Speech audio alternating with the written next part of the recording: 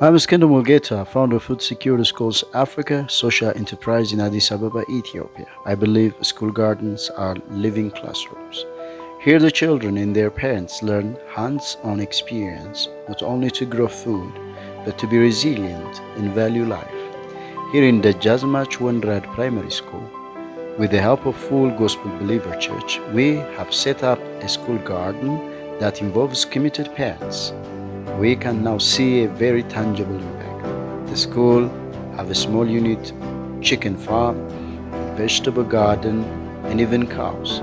All of this create a local, smart, and sustainable solution. በቆሎ ምርት ከዚህ በፊት አምርተን በጣም ለግቢም ተርፎ ለውጭም እንትን ብለናል።